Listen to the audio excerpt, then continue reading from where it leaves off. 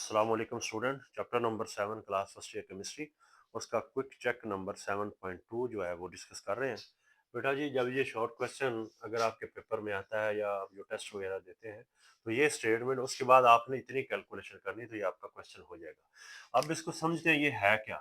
कहता है कि हमारे पास एक केमिकल रिएक्शन है जिसमें बेटा हाइड्रोजन और आयोडीन मिलके हाइड्रोजन आयोडाइड बना रहा है। और इसके अंदर इसको इस पे डिपेंड नहीं कर रहा, ना इसके बारे में कह रहा है। वो कह रहा है आयोडीन की जो अमाउंट है वो उसने जो दे दिया वो 0.10 मोल पर क्यूबिक डेसीमीटर। इतनी कंसंट्रेशन उसने बेटा दे दी हमें आयोडीन की। ये इसकी इनिशियल कंसंट्रेशन है।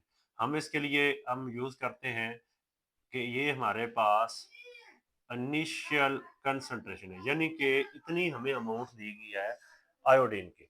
और 100 सेकंड जब पास होते हैं, यानी कि इतना टाइम गुजरता है, तो उसकी कंसंट्रेशन बेटर रह जाती है 0.008 मोल पर क्यूबिक डेसीमीटर। ये जो कंसंट्रेशन है ये हमारे पास है फाइनल।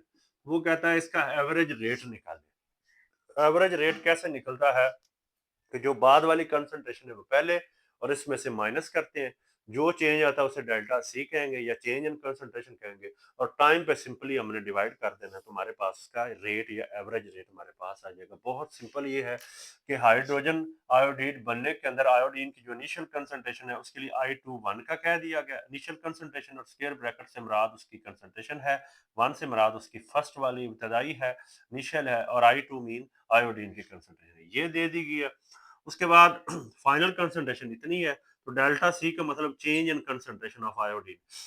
फाइनल ये है 0.08 माइनस 0.10। तो बेटा जी जब इसको कैलकुलेट किया तो हमारे पास माइनस में, यानी कि ये नेगेटिव हमारे पास कंसंट्रेशन आई है।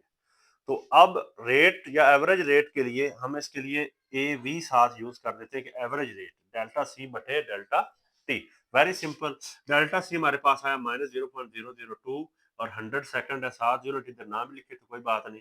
लेकिन जब हमारे पास ये आएगा उसका एवरेज रेट, ये हमारे पास है A V R A T average rate that is equal to 2 × 10⁻⁵ mole per cubic decimetre पर सेकंड। इसको जब कैलकुलेट करते हैं तो ये हमारे पास आंसर आ जाता है। तो ये एक इंटरेस्टिंग सा शॉर्ट क्वेश्चन है। ये इसके अंदर वैल्यूज पुट करनी इस फार्मूला के अंदर तो हमारे पास बेटा जी आंसर आ जाएगा। शुक्रिया।